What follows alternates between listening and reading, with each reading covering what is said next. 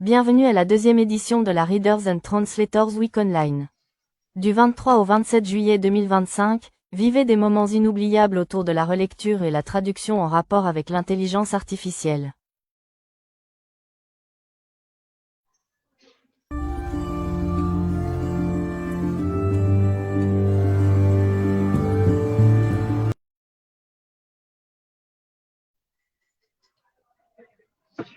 Bonjour tout le monde et bienvenue à cette nouvelle édition de la Readers and Translators Week Online RTWO.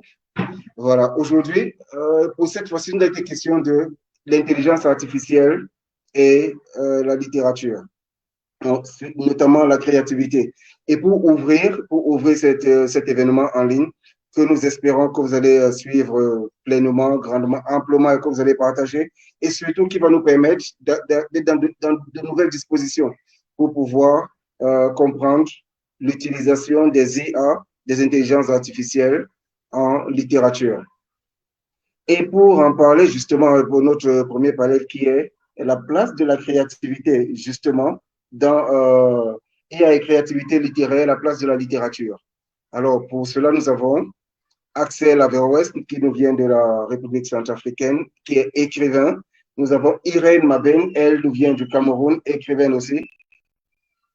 Moussa Diène qui nous vient du Sénégal, notre cher ami de Dakar, qui est aussi écrivain. Il a de multiples publications. Et Angélique Leroy qui nous vient de la France, la Marianne Joconde. Bonjour Angélique.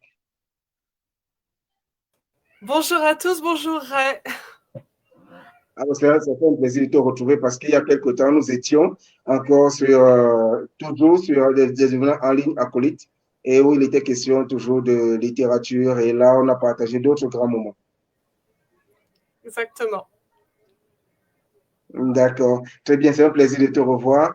Irène Maben, qui est écrivaine, elle écrit aussi beaucoup de livres pour enfants. Nous sommes à Yaoundé ensemble, nous sommes déjà rencontrés à plusieurs reprises et nous avons collaboré dans divers événements, notamment ce qui a été organisé par les éditions Éclosion à Yaoundé.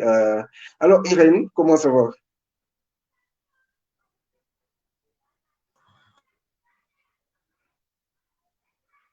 Le micro, Irène. Bonjour et bonjour à tous les panélistes. Je suis heureuse d'être là. C'est une nouvelle expérience et belle expérience pour moi. J'ai hâte vraiment de suivre les débats et je suis très heureuse. Merci. Super. Alors, Moussa qui nous vient de Dakar, qui nous vient du Sénégal, écrivain aussi, romancier, essayiste. Bonjour Moussa. Bonjour, M. Ndébi. Bon, je suis très content. Ouais. Allez-y. Comment va Dakar aujourd'hui? Non, ça va. Ici, bon, on est dans la saison des pluies. Il fait un peu chaud quand même à Dakar maintenant. Ah, d'accord, c'est non? Je n'ai pas bien entendu. Je dis c'est Nangadef. Pour saluer, on dit Nangadef. Magnifique, alhamdulillah, magnifique. Jamrek fi, Jamrek. Naka fofu Cameroun. Bon, en dehors du Nangadef, je peux pas aller plus loin. C'est ça.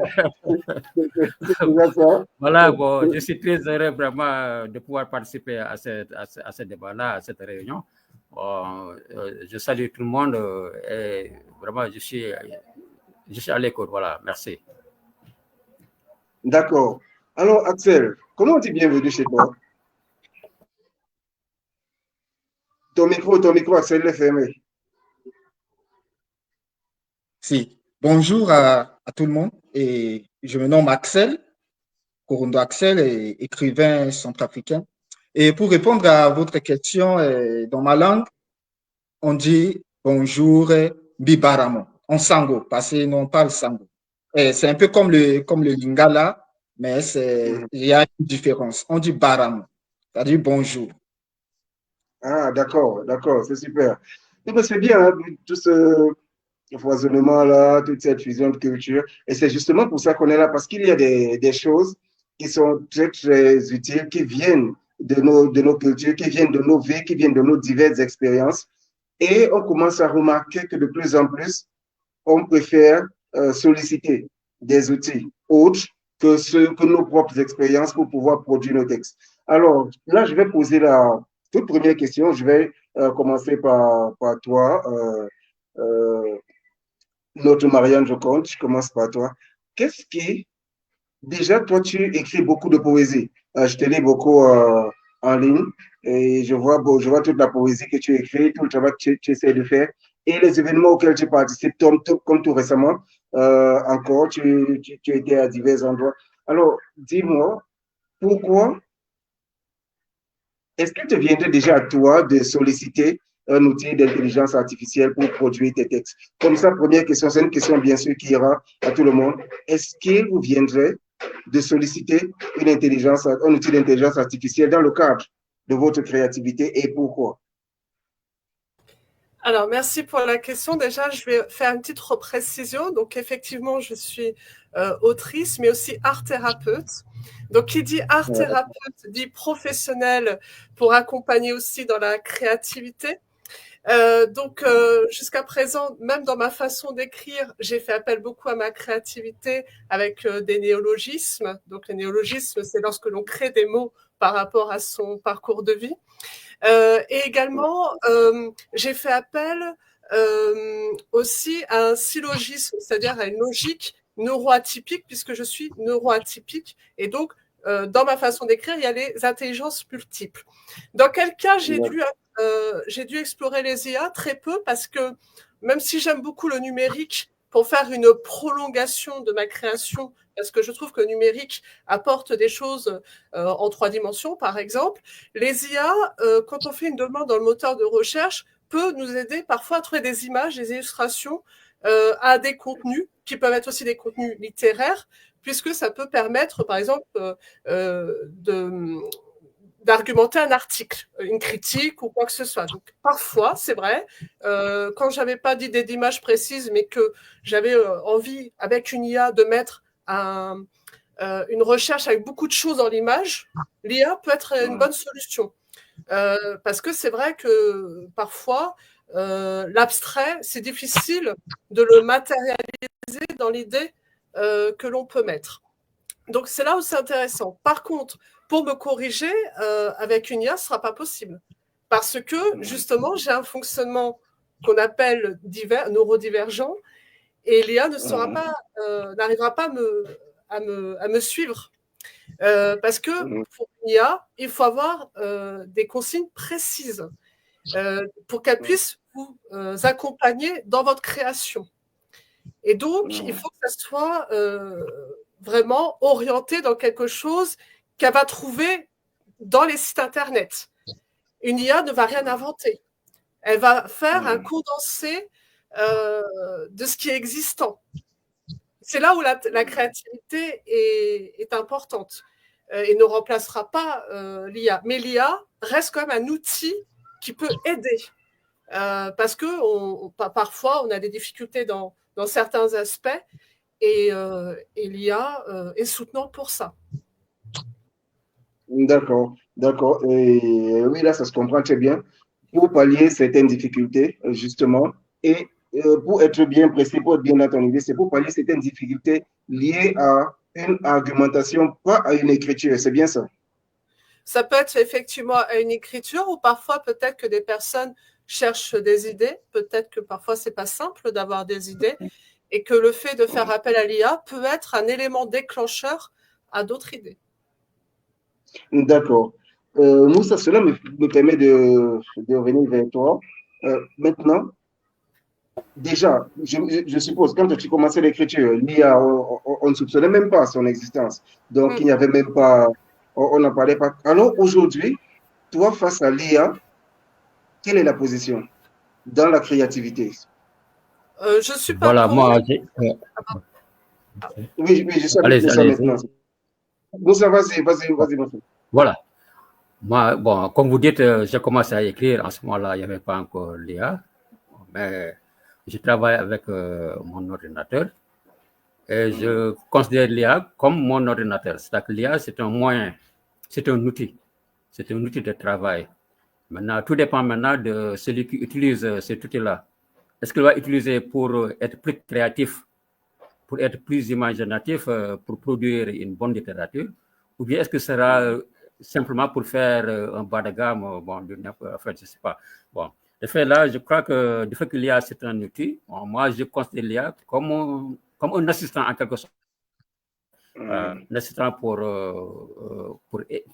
surtout, bon, parfois, il y a une rapidité d'écriture avec l'IA, mais dans un texte long, je pense que l'IA n'a pas les capacités quand même d'être vraiment cohérente.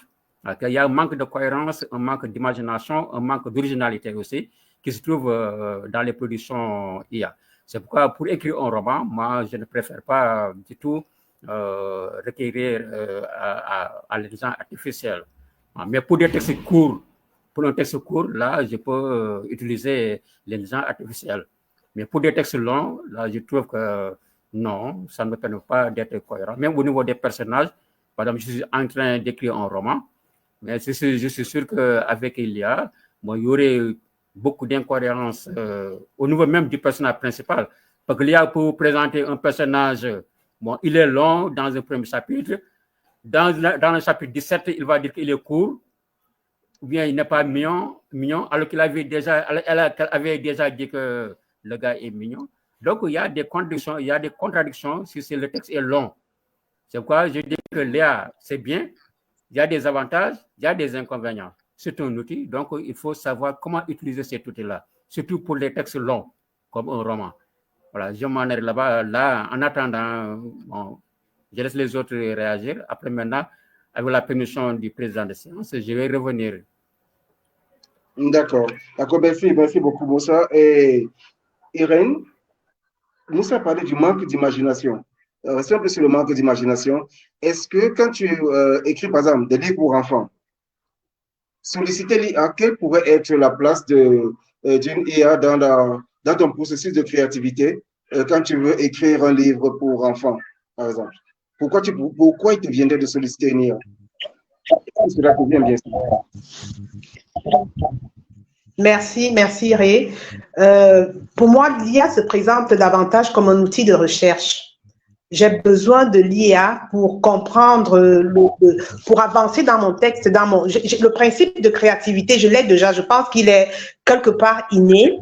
Maintenant, lorsque je suis dans une production, si j'ai besoin peut-être de comprendre le fonctionnement au Sénégal, je dis comme ça très rapidement, j'ai besoin d'entrer dans l'intelligence artificielle pour voir les usages, les coutumes. Je peux construire un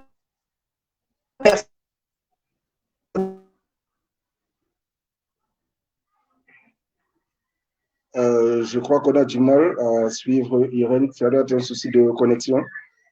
Donc, voilà. Le temps qu'Irène se reprenne, Axel, on peut aller avec toi sur le même sens. Dans ton processus, comment tu trouves l'IA? Est-ce que tu viens de solliciter l'IA pour quelque chose, par exemple, pendant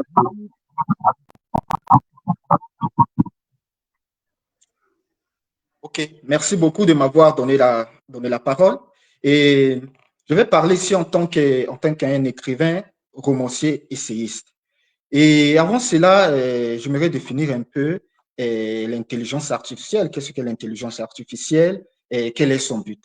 À mon humble avis, l'intelligence artificielle est un processus d'imitation de l'intelligence humaine qui repose sur la création et l'application des algorithmes interprétés dans un environnement typiquement informatisé. Et le but de l'intelligence artificielle est de permettre à des ordinateurs de penser, de réagir comme des êtres humains. Mais à mon humble avis, je ne suis pas trop partisan de l'intelligence artificielle. Pourquoi? Je prime beaucoup plus la création humaine. Parce que quand l'écrivain commence à écrire, il y a ce qu'on appelle l'émotion, il y a l'émotion, il y a l'expérience. On doit sentir ça dans la créativité, dans la création humaine. Mais avec l'intelligence artificielle, on ne sent pas l'émotion dans la création. On ne sent pas. C'est brusque, c'est vague, comme disait Moussa. Il y a l'incohérence dans la création avec l'IA. Et je ne suis pas trop partisan de l'intelligence artificielle à cause de ces manques, ces manquements. Donc, du coup, ma manière d'écrire, c'est d'écrire d'une manière cohérente, chapitre par chapitre. Si c'est un roman, la première chose à faire, je dois créer d'abord ce qu'on appelle le personnage de mon roman. Il est comment? Sa taille, sa forme, son visage. Il est de quelle nationalité? Se trouve sur quelle planète? On doit avoir une certaine forme de cette créativité. Et c'est ce qui manque beaucoup plus avec l'intelligence artificielle. Donc, moi, je prime beaucoup plus cette création, cette créativité proprement humaine, où il y a l'émotion, il y a l'expérience, il y a le sentiment, il y a tout. Et quand un roman écrit à travers un écrivain d'une manière humaine, on sent vraiment, quand tu lis, tu sens vraiment que non, ça c'est un roman écrit par un écrivain. Ça c'est un essai écrit par un écrivain essayiste. Il y a une forme de cohérence qu'on retrouve. Et cela nous donne beaucoup plus l'envie de continuer la lecture. Donc, à mon humble avis, je suis beaucoup plus partisan de la créativité humaine que l'intelligence artificielle.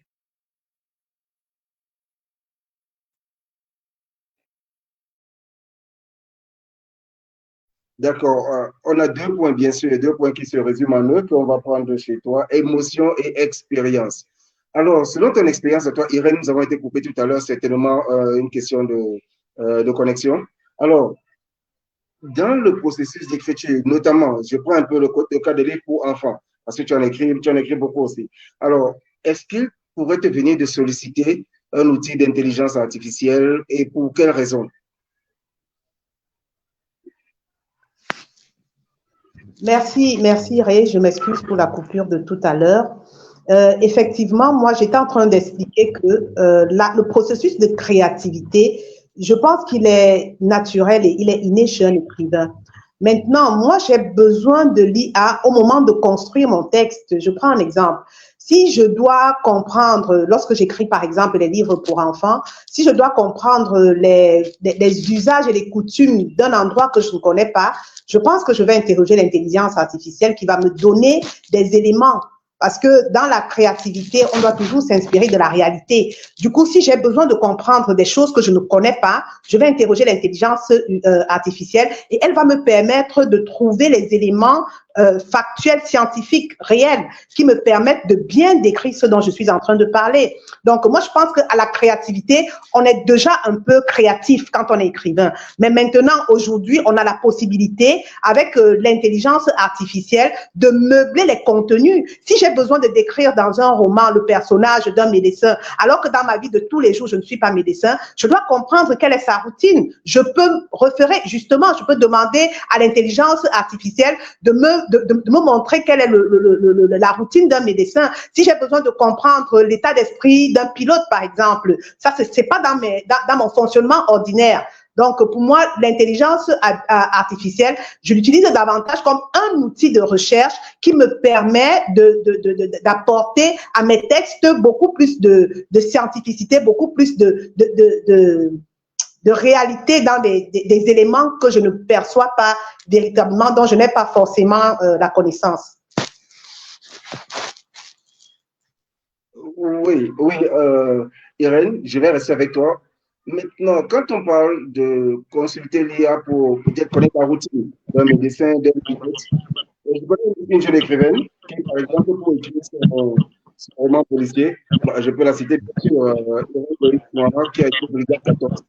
Donc, pour écrire ce roman, elle est allée à un poste de police. Elle est allée passer ses journées, tous les jours, elle est allée à un poste de police pour voir comment ils mènent leurs enquêtes et comment ils arrivent à gérer sur le terrain, autant qu'il faut faire des descentes, autant qu'il faut recevoir des gens. Alors, pourquoi s'épargner cela? Pourquoi aujourd'hui on va s'asseoir et on va demander à une déjà comment fonctionne la police de Yaoundé ou bien la police judiciaire, quelque part, ou bien la police de Bangui, la police de Dakar, la police de Paris, par exemple. Pourquoi on irait pas sur le terrain? Irène, je te réponds. Bon, j'avoue que si on va regarder un poste, on va dans un poste de police, j'imagine, si on a la possibilité d'avoir des personnes qui sont disposées à nous aider, à nous accompagner dans notre projet, ça peut être une façon de faire. Ça peut être une façon de faire. Mais maintenant, il peut arriver qu'on veuille explorer des univers qui ne sont pas forcément autour de nous. Il peut arriver qu'on veuille comprendre des procédés. Je sais pas, je peux avoir envie de décrire, je sais pas, la planète Mars. Je parle rapidement, mais je n'irai pas à Mars. J'ai l'intelligence artificielle pour ça, pour comprendre un peu qu'est-ce qui a été dit jusqu'ici sur la planète Mars. Comment est-ce que je pourrais rester crédible en décrivant la planète Mars? Maintenant, quand vous prenez par exemple, quand vous prenez l'exemple du poste de police, même en regardant des séries policières, sans se déplacer, sans avoir besoin d'aller au poste de police, je peux déjà me faire aussi une idée. Si j'ai regardé, je ne sais pas, toutes les séries de l'inspecteur Colombo, ou alors je ne sais pas trop quel grand inspecteur on a à la télévision, je peux déjà me faire une idée. Bon, en fait, pour moi, c'est une méthode peut-être plus facile aujourd'hui. C'est une méthode peut-être plus facile aujourd'hui, mais c'est un outil qu'on devrait justement utiliser avec la nécessité que ça nous demande. Je veux dire que l'acte de création, ce que les panélistes ont dit avant, reste très vrai, parce que lorsque nous créons, nous avons besoin dans notre créativité qu'on ressente notre émotion, qu'on ressente les sentiments que nous essayons de partager. Mais maintenant, il y a des éléments qui peuvent être au-delà de l'émotion, du sentiment. Il y a des faits qui sont peut-être pas à notre portée et dont on a besoin. Et l'intelligence artificielle, disons-le simplement, c'est peut-être le moyen le plus accessible pour avoir nos informations. D'accord, d'accord. Et voilà, donc, si je prends ce résumé de Jean-Pierre Noël Batum, qui est un poète, écrivain camerounais aussi, donc ce sera consulté comme une encyclopédie. L'IA, par exemple, pour obtenir des informations, par exemple, sur des travaux ou alors sur des conclusions d'autres personnes. C'est bien ça, Yoann?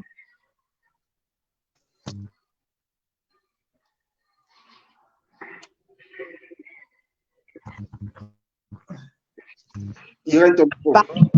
Pardon, j'étais en train de dire que c'est un peu comme ça que moi je vois l'intelligence artificielle.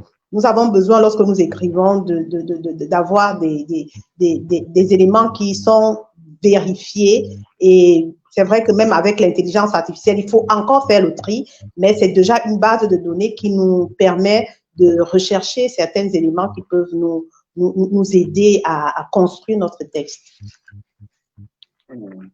D'accord. Moussa, toi qui es très, toi qui aimes toucher aux choses, justement, et surtout il y a un côté spirituel dans ta personnalité et dans tes fonctions aussi, toi qui aimes être au contact des choses. Alors, le contexte, quand on le touche du doigt, il produit une expérience particulière qui permet aussi justement de dégager une certaine émotion qui va directement se ressentir. Alors, comment l'intelligence artificielle peut-elle procurer cette expérience-là? Bon, tout d'abord, vous me permettrez de réagir un petit peu à ce que Mme Irène a dit à propos de l'exploration. Bon, moi, je veux être très, très prudent parce qu'il y a des spécificités régionales, peut-être qui ne sont pas répertoriées dans l'intelligence artificielle. Moi, j'ai fait une petite expérience. J'ai essayé un texte sur la Casamance. C'est une région ici au Sénégal. Bon, et là, l'intelligence artificielle me décrit la Casamance en inscrivant de gros baobabs. Alors que dans cette région-là, il n'y a pas de baobab. Le baobab, c'est un arbre ici, mais c'est surtout dans la zone sahélienne du Sénégal que ça existe, mais pas dans la forêt là-bas. Donc là aussi, il y a une prudence quand même. Il faut être très, très prudent quand même sur les détails. il y a certains détails quand même qui ne sont pas répertoriés dans cette affaire. Je ne sais pas, peut-être il y a d'autres applications, mais moi, dans l'application que j'ai essayé, bon, ce détail-là a beaucoup manqué. C'est-à-dire que, par exemple, on vous décrit une région, une cité régionale, on parle d'un arbre qui n'existe pas là-bas. Voilà. Bon, cela terminé maintenant. Pour votre question, bon, là, je crois qu'au niveau des émotions, bon, l'émotion, quand même, c'est quelque chose d'humain, mais pas de mécanique. Bon, peut-être que celui qui pose la question à l'intelligence artificielle, qui est mon texte, il peut lui-même donner des instructions en quelque sorte. C'est-à-dire que lui-même, il va faire une introduction. Au lieu de dire une seule phrase et de laisser l'intelligence artificielle, l'application, faire tout le texte, peut-être que lui, il pourra orienter l'outil. Comment orienter l'outil? C'est-à-dire qu'en décrivant un personnage comme quelqu'un bon, qui est jovial, qui sera heureux, qui se trouve dans une situation telle, etc. Bon, il fait une introduction de quelques lignes, de 10 lignes par exemple, et maintenant, c'est la machine qui va se charger maintenant, qui va se charger d'étoffer. Là. Donc là-bas, la machine peut aider quand même, bon, en y inscrivant les émotions qui ont été déjà produites par celui qui a demandé, ça par l'écrivain. Mais c'est-à-dire que ce n'est pas la machine elle-même qui va créer des émotions pour un personnage, mais c'est celui qui introduit la question lui-même, qui introduit le sujet, c'est lui-même qui va faire une description sommaire, bon, mais assez détaillée du personnage. Et maintenant, l'intelligence artificielle va continuer, ça va être fait. Là, c'est possible, par exemple, avec ce que Mme Irène a dit, là, c'est possible quand même que l'intelligence artificielle aussi amène un texte qui est émotif. Mais ça dépend, mais cela dépend d'abord de ce qui a été posé comme question. C'est-à-dire qu'il faut que l'auteur lui-même présente une introduction avec des éléments clés et que maintenant l'application ne va faire que être fait. Pas créer, mais être fait. Voilà, c'est comme ça que je vois ça. Donc là, sur ce plan-là, comme sur le plan spirituel aussi, je crois que c'est très, très possible d'avoir un texte comme ça. Moi, mon problème avec l'intelligence artificielle, c'est surtout les textes longs. C'est surtout ça, mais pas les textes courts. Au niveau des textes courts, là, je crois que c'est un outil de travail assez intéressant.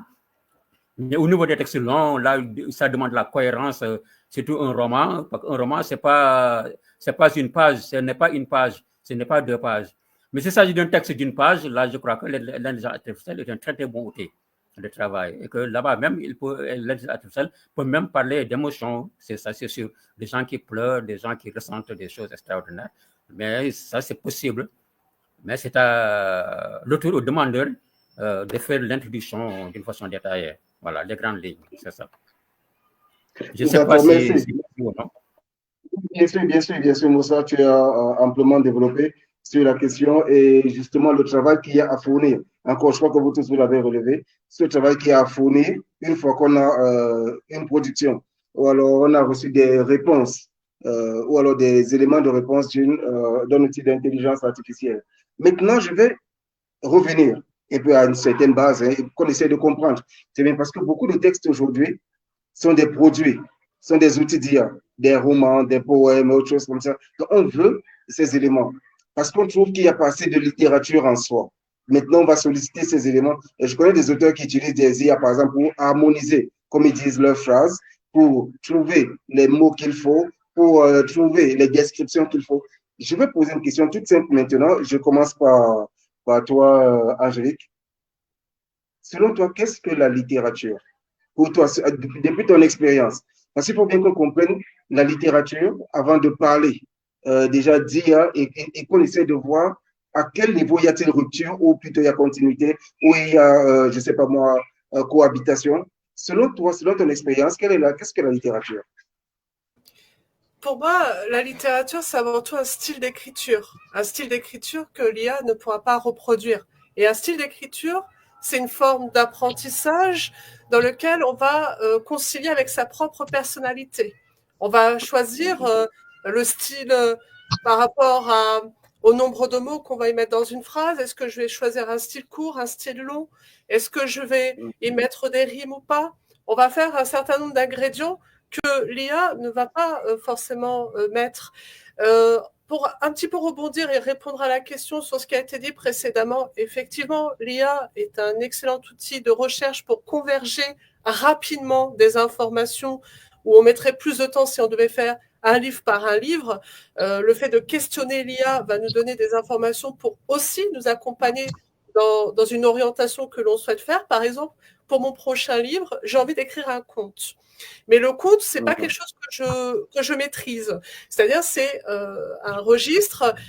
J'ai lu énormément de contes, mais j'en ai pas écrit moi-même. Donc, qu'est-ce que je vais faire? Je vais utiliser l'IA déjà pour savoir qu'est-ce qui existe en conte. Mais moi, le conte que je voudrais faire, c'est plutôt le conte philosophique. Donc, le conte philosophique, c'est encore un exercice de style beaucoup plus complexe que le conte classique, même s'il y a beaucoup de métaphores dans le conte classique. Mais ce que je veux dire, c'est que là, je viens apporter la dimension philosophique et encore un autre exercice dans l'exercice, j'ai envie de dire. Donc, il va falloir qu'avant que je commence mon propre exercice, que je fasse un panel de ce qui existe, de ce qui a été fait, parce que mon but, c'est pas de faire ce qui existe déjà. Mon but, c'est de dire, tiens, qu'est-ce qui existe déjà et qu'est-ce que je vais faire ce qui n'existe pas? Parce que j'aime la nouveauté et justement, c'est là où on va apporter notre créativité. C'est de faire justement cette extraction de l'existant dans un premier temps. Ce que je pourrais dire. Ensuite, pour la littérature, la littérature, donc, elle évolue aussi au fil du temps. Donc, il faut aussi prendre en compte que nos façons d'apprendre et de vivre est différent. On est dans un contexte beaucoup plus rapide. Donc, l'IA va apporter ce côté un peu plus condensé parce qu'on nous exige aussi plus de rapidité. Et donc, forcément, ça joue sur notre apprentissage. On n'a plus le temps d'apprendre des tirades, des thématiques qui permettaient justement d'approfondir cette littérature, puisqu'on nous demande de prendre des notes, on nous demande d'écrire vite, tout ça. Donc, il faut réinventer aussi sa façon d'écrire. Et donc, la littérature, elle n'est pas figée, j'ai envie de dire. C'est pas, il y a un modèle de littérature. La littérature, elle est aussi à se calquer avec son temps et à trouver cette innovation pour embarquer le lecteur dans son univers. Donc, la littérature, c'est un ensemble de références avec aussi un univers concret. Et Léa, ça ne pourra jamais créer cet univers, puisque même si on lui dit, voilà, crée-moi une forêt, crée-moi ceci, crée-moi cela, ça ne correspondra jamais à un imaginaire complet d'une personnalité et d'un artiste, j'ai envie de dire, parce que nous sommes avant tout des artistes. D'accord, et justement, cela fait, je reviendrai sur cette question-là après parce que tu parles justement d'artiste, il y a une question de Pauline Ongono, mais avant, je vais avec toi. Qu'est-ce que la littérature? Qu'est-ce que la littérature selon ton expérience propre? Justement, avec nous avons découvert ce style d'écriture, cet univers qui va renvoyer une personnalité propre. Donc, ce n'est pas quelque chose de commun, ça part d'abord de l'individu. Selon elle, c'est cette littérature-là, donc c'est quelque chose qui sort de nous et évidemment qui reflète notre propre personnalité. On va parler de toutes les créativités, tout ce qu'on arrive à écrire, à produire. Selon toi, qu'est-ce que la littérature?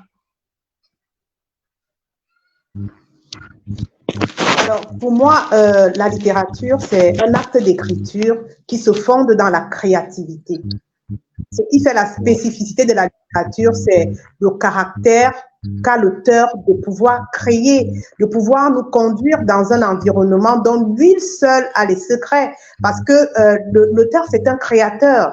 Il nous fait entrer dans son esprit et il nous conduit tout doucement. Donc, l'acte de créer est intimement lié, le texte littéraire est intimement lié à la littérature. J'ai quelques appréhensions quand même quant à l'idée de faire écrire un texte par l'intelligence artificielle. J'en profite pour préciser ma pensée. Pour moi, l'intelligence artificielle reste un outil. L'intelligence artificielle reste un outil, j'insiste là-dessus. Ça peut me permettre de donner à mon texte des éléments crédibles qui ne sont pas en ma possession. Mais maintenant, l'acte de création en lui-même, c'est un acte qui appartient à l'auteur. Parce que c'est l'auteur qui a l'inspiration du texte qu'il veut mettre sur pied et qu'il veut écrire. C'est l'auteur qui reçoit cette inspiration-là. Et c'est parce qu'il a un esprit créatif qu'il va nous conduire tout doucement dans son aventure. Donc, quand on fait une production littéraire, il y a forcément de la créativité Or, si on veut superposer à cela l'intelligence artificielle, on va quelque peu interrompre le processus de création et ce ne sera plus sur beaucoup d'aspects le rendement qu'on aurait espéré. D'accord. D'accord, merci Irène. C'est justement, c'est très important de le rappeler, de le préciser quand on parle de l'auteur lui-même. Et justement, Axel, ça me fait venir vers toi en prenant justement me fondant sur cette question de Pauline Ledonon. La littérature est un art. Qui dit art dit artiste, dit créateur. Peut-on se qualifier comme artiste si l'on ne crée pas? Ce que l'IA propose à la majorité des données ici de travaux de questions. Alors, la littérature, c'est un même sillage. L'artiste ne crée plus. Est-ce qu'on parle toujours de littérature? Pardon, vous pouvez répéter la question? L'artiste qui ne crée plus, est-ce qu'on peut parler aujourd'hui encore de littérature? Face à ces artistes, justement, nous avons eu deux magnifiques définitions, deux magnifiques expériences de la littérature, une de Marianne, l'autre d'Irène. Et alors, maintenant, l'artiste, au milieu de tout ça, s'il ne crée plus, peut-on encore parler de littérature là où l'artiste n'en est plus un? Oui, comme les autres ont évoqué, et à mon humble avis, la littérature est l'ensemble des œuvres écrites, orales, auxquelles on reconnaît un certain nombre esthétique. C'est-à-dire, un écrivain ou un artiste qui ne crée pas, à mon humble avis, je ne peux pas l'appeler un artiste en tant qu'était. Et je vais m'appesantir ici sur la citation d'un écrivain acadien, Paul Bosse, qui disait « L'intelligence artificielle risque d'appauvrir notre intelligence. » C'est-à-dire, on laisse l'attitude à l'intelligence artificielle pour créer. Mais à quel moment on va parler de la création humaine? Et ici, je vais aller encore plus loin en parlant de la propriété intellectuelle. On va parler par exemple de droits d'auteur, de propriété intellectuelle. Est-ce qu'on peut attribuer cela à ceux, par exemple, qui ne créent pas, mais qui utilisent l'intelligence artificielle? Par exemple, je suis là devant mon ordinateur, devant l'intelligence artificielle, j'écris seulement, par exemple, une phrase et l'ordinateur me donne tout, par exemple, 2 pages, 3 pages. Et après, je présente devant, par exemple, le membre du jury et je peux gagner, par exemple, un prix, un concours. Mais comment on peut qualifier cela? Est-ce qu'on peut parler, par exemple, est-ce qu'on peut dire que celui, c'est un artiste? À mon humble avis, non. Quand on parle, par exemple, d'Émile Césaire, Victor Hugo, ces grands écrivains, à cause de ce qu'on appelle la créativité humaine. Ils ont passé des temps dans des bibliothèques, dans leurs bureaux, par écrire.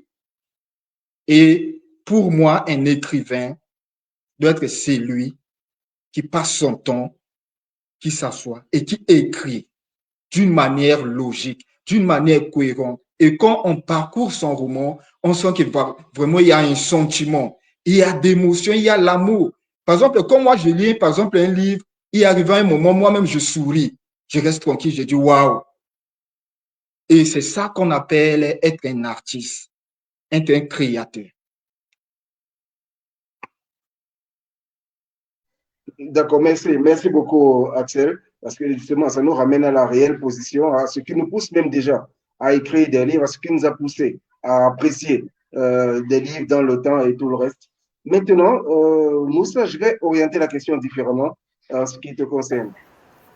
Marguerite Yourcenar, c'est une écrivaine classique française qui disait qu'il y a des endroits sans littérature.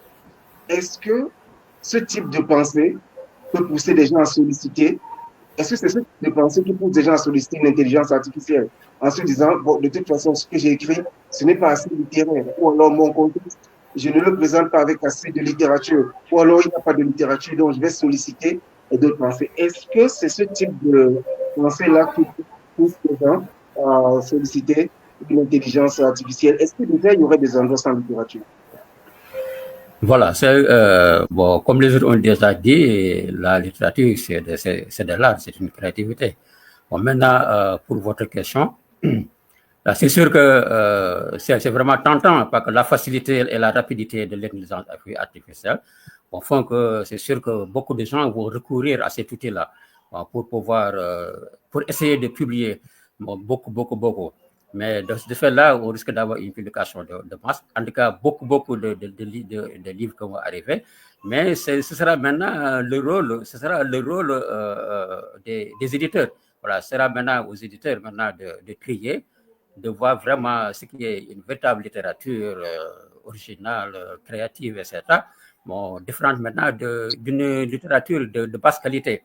Parce que, bon, comme j'ai dit, pour moi, les textes courts, bon, ça ne pose pas beaucoup de problèmes avec l'intelligence artificielle. Mais des textes longs comme un roman, moi, je trouve que quand même que je pense que l'intelligence artificielle ne pourra pas du tout égaler l'intelligence humaine en ce qui concerne la création de textes longs, surtout des fictions. Parce que ça risque d'avoir des incohérences au niveau des lieux, des incohérences au niveau des personnages même. Moi, ça, c'est au niveau texte long. Des fois, là, je crois que les éditeurs sont assez vigilants pour pouvoir voir les textes qui ont été carrément produits par l'intelligence artificielle, des textes qui quand même ont une retouche humaine. Là, je ne dis pas donc que l'écrivain ne doit pas recourir à l'intelligence artificielle. Non, je dis que l'intelligence artificielle, comme que tous les autres l'ont dit, est un outil. Vu que c'est un outil, maintenant, on peut avoir des textes sortis de l'intelligence artificielle.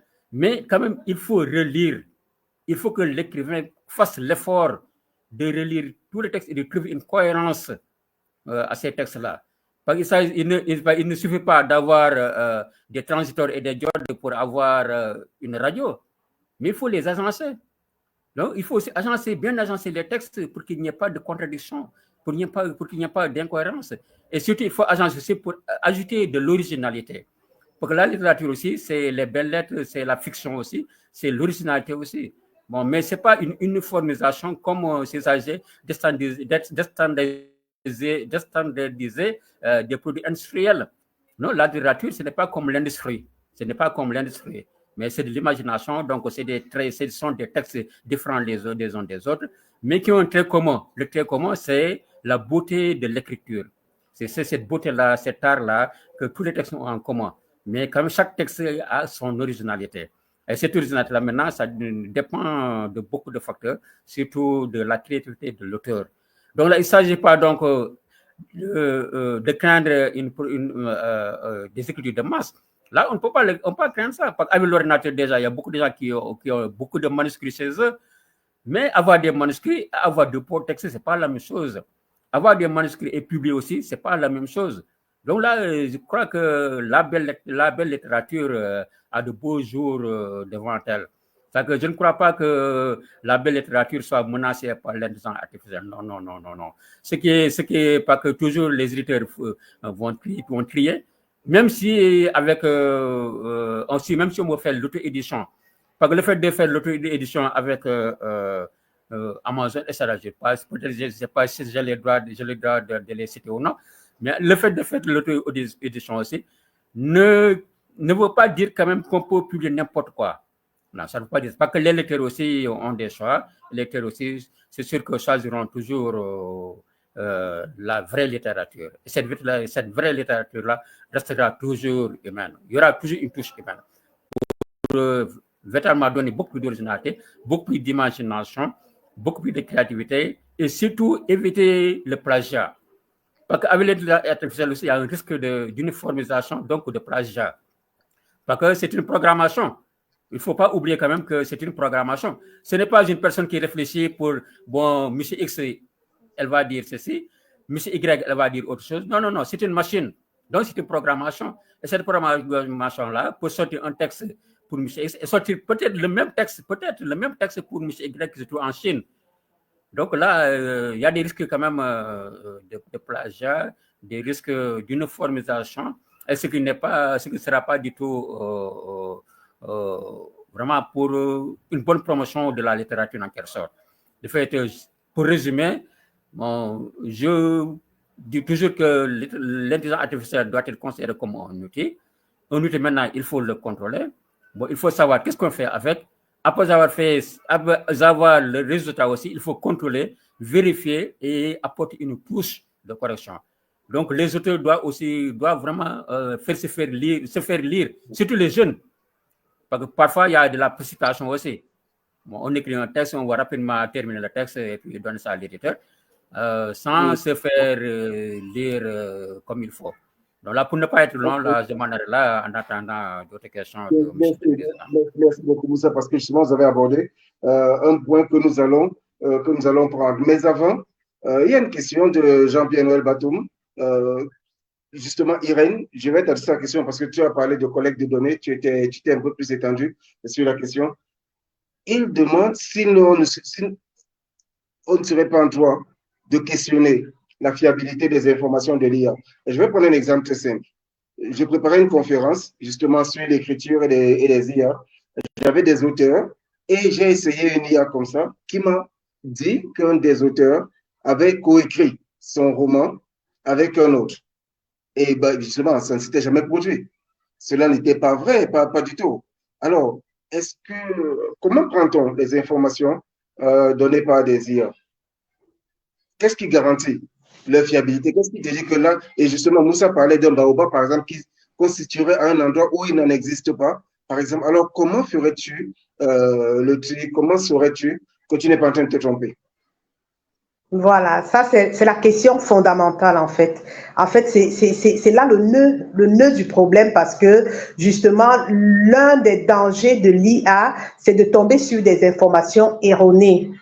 Bon, moi spécifiquement, je pense que je pourrais pas répondre à cette question à la place des autres parce que moi j'ai une routine de recherche de par les fonctions que j'occupe au quotidien parce que je travaille à l'université où j'ai l'habitude d'explorer des sites et par habitude, je sais déjà quels sont les sites qui sont fiables et quels sont ceux qui ne sont pas fiables du tout.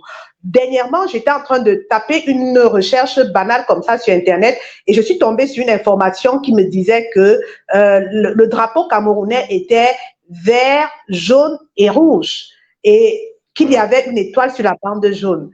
Alors, on parlait de mon pays, de mon drapeau et j'étais franchement interloquée en me disant, mais qu'est-ce qu'il raconte? Donc, comment faire justement pour ne pas tomber dans le piège des informations erronées? Je dirais qu'il y a ce qu'on appelle des sites spécialisés parce que Internet, justement, c'est le monde du tout venant. Maintenant, pour avoir un site spécialisé, il faut sans doute, je veux dire, si je cherche une information en histoire, par exemple, si je cherche une information en histoire, j'aurais plus tendance à m'intéresser à un site qui est conduit par un chercheur en histoire. Je n'irai pas tout de suite taper comme ça sur Google en me disant, voilà ce que je vais voir, je vais prendre. Bon, mais maintenant, ça, ce sont des routines aussi qu'on réussit à acquérir avec l'expérience. Je le reconnais, c'est une faiblesse, c'est une faille. Si on n'a pas les outils qu'il faut, on peut facilement tomber dans ce qu'il ne faut pas. Donc, moi, j'ai mes méthodes parce que j'ai l'habitude de faire la recherche. C'est ce que je fais au quotidien. Quand quand je lance une recherche, je sais tout de suite de quel côté je me dirige. Je sais tout de suite ce qui est crédible et ce qui ne l'est pas. Mais si je peux donner une astuce comme ça de manière globale, c'est qu'il faut davantage prioriser les sites spécialisés.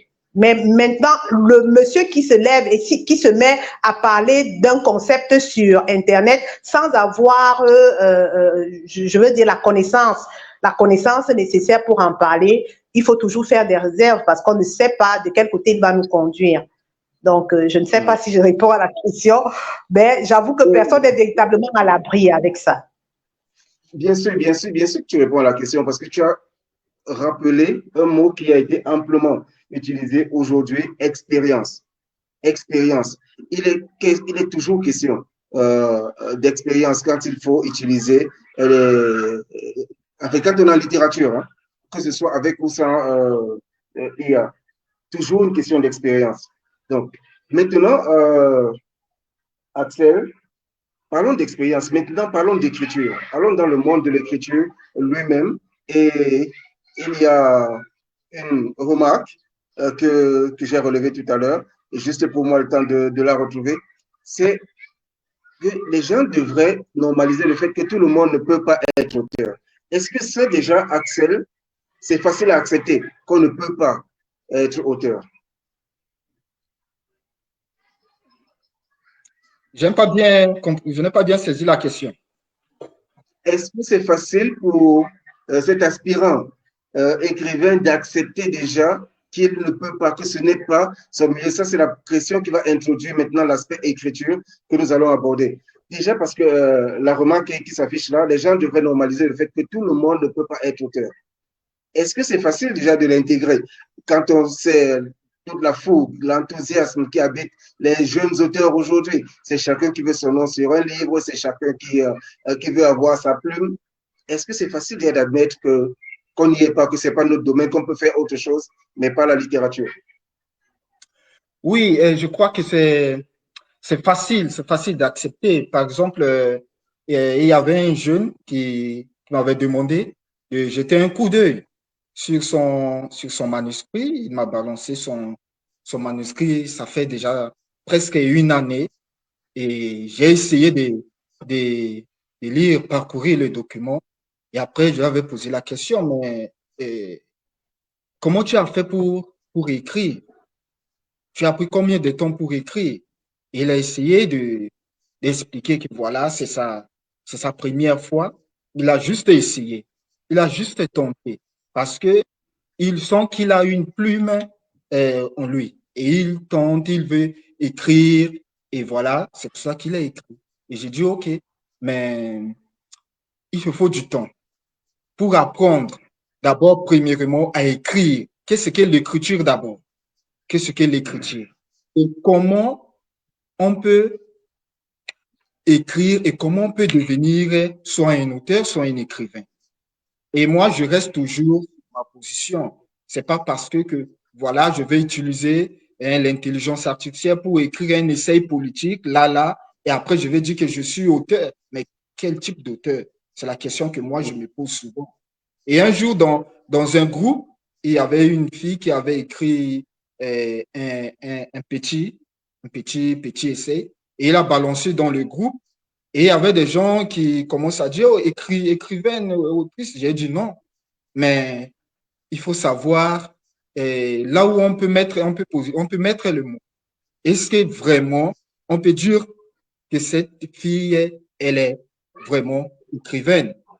Et c'est, on peut dire qu'à travers un seul livre, on peut dire que cette personne est auteur. Et comment la personne a écrit son roman. Moi, je reste beaucoup plus sur la créativité, sur l'originalité et sur comment l'auteur, celui qu'on va dire que voilà, c'est un auteur, va défendre vraiment son roman, ses idées le jour même de la dédicace. Et c'est beaucoup plus ce jour-là, on peut savoir que vraiment, si on peut dire que cette personne est vraiment auteur de son livre. Et moi, à mon humble avis, une personne peut arrêter, soit d'écrire, si lui-même, il se rend compte qu'il n'a pas vraiment cette capacité, il n'a pas vraiment cette, cette originalité en lui. Et moi, je crois il peut dire que non, je ne peux pas être auteur. Il abandonne pour aller faire quelque chose. Parce que ça, c'est un domaine large. Et il faut beaucoup de sensations, beaucoup d'émotions, beaucoup des idées, de créativité et beaucoup plus de temps.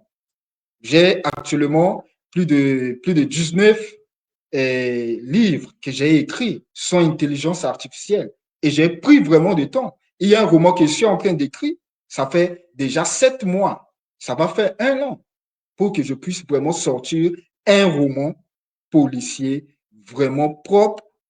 Et pour ça, j'ai pris du temps pour étudier vraiment ce milieu dans les enquêtes, étudier comment les policiers sont sur le terrain. J'ai pris du temps pour étudier cela.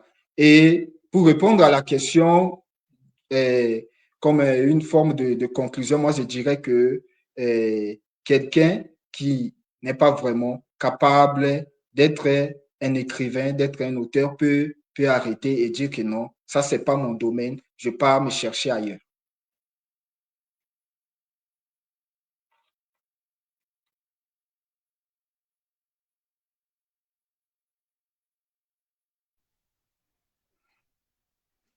C'est suffisamment bien élaboré pour qu'on puisse retenir quelque chose de particulier qui est le temps. Le temps, Axel, tu l'as beaucoup mentionné. Et justement, Marianne, tu veux prendre le temps avec toi. Le temps. Je parle surtout du temps de lecture. On a toujours dit à nos jeunes, pour écrire, il faut beaucoup lire, il faut beaucoup lire. Est-ce que l'intelligence artificielle n'avait pas été annoncée par ces lectures que les jeunes auteurs ont essayé de reproduire? Parce qu'à force de beaucoup lire, ils se sont mis à écrire comme leur lecture. Ils se sont mis à écrire comme ce qu'ils lisaient parce qu'on leur a dit il faut beaucoup lire, il faut lire les grands auteurs et ils ont voulu écrire comme ces grands auteurs. On était déjà dans un emprunt d'écriture, on avait déjà commencé à emprunter des choses avant l'intelligence artificielle. On empruntait des styles, on empruntait des descriptions, on empruntait des mots, des paysages même, on empruntait pas mal de choses. Maintenant que la lecture affaiblit, on trouve que les gens lisent de moins en moins. Axel parlait du temps et le temps de lecture est là considérablement réduit. Est-ce qu'on ne se retrouve pas aujourd'hui face à ce qu'on a refusé d'accepter par le travail qui est la lecture? Est-ce que c'est cette expérience qu'on a rejetée pour aujourd'hui se retrouver à se résoudre à solliciter des outils qui vont écrire à notre place ou bien qui vont proposer à notre place? Alors, je vais tenter de répondre, mais j'aurais tellement de choses à dire. Là, il y a trop de choses. Alors, déjà, pour le temps de lecture, moi, je suis l'exemple parfait où j'ai énormément lu.